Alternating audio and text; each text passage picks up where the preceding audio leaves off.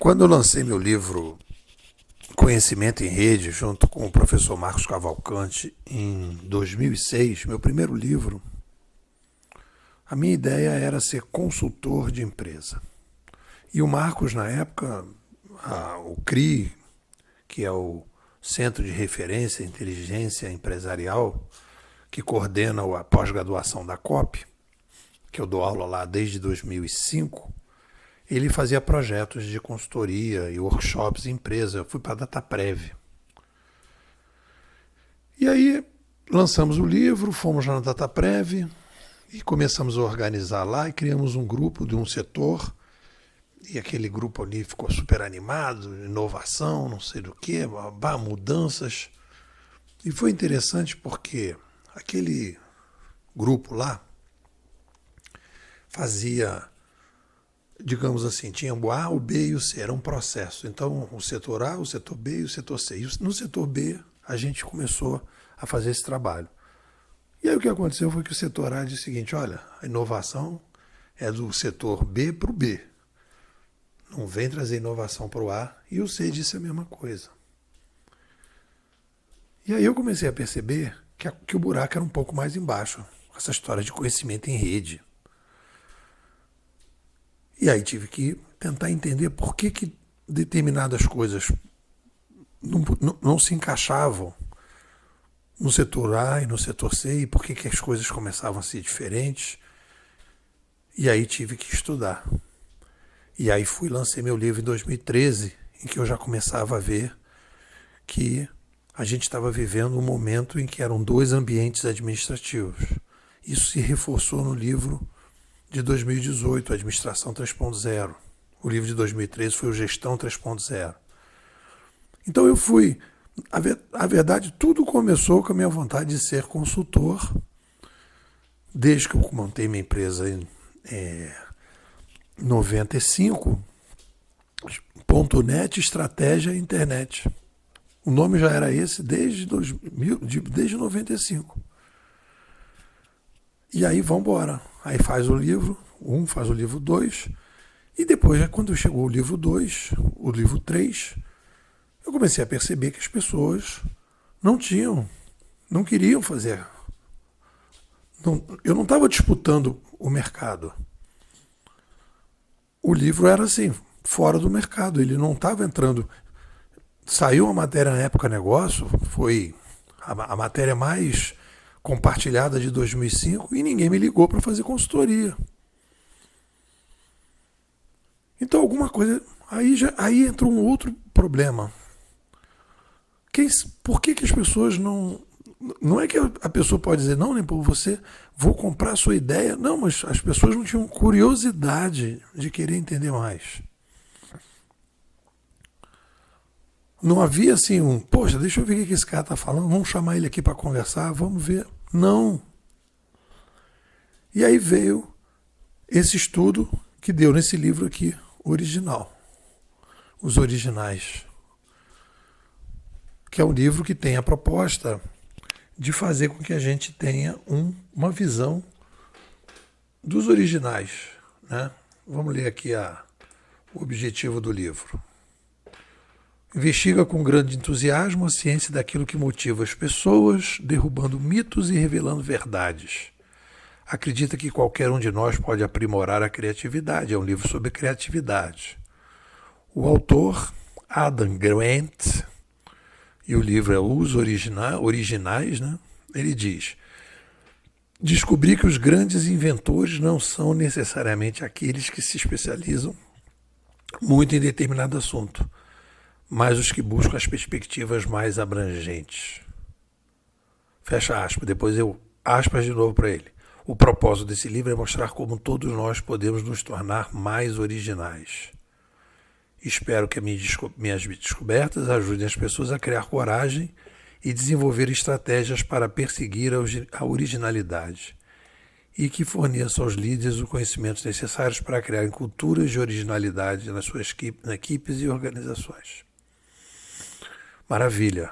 E eu venho falando aqui de originalização. O livro caiu como uma luva. E aí qual é a frase do topo da abertura do artigo que eu acho bem interessante. Ele diz assim, abre aspas para o Grant.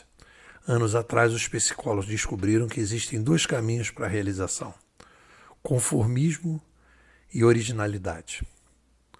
E aí a primeira pérola, e a gente tem falado isso aqui, né? A gente é minerador, garimpeiro de pérolas de livros. Ele vai falar o seguinte, que eles fizeram uma análise no pessoal que trabalhava com call center e descobriram o seguinte: as pessoas mais criativas que resolviam os problemas de forma diferente no call center eram pessoas que tinham baixado navegadores que não eram os navegadores que vinham dentro dos sistemas operacionais, né?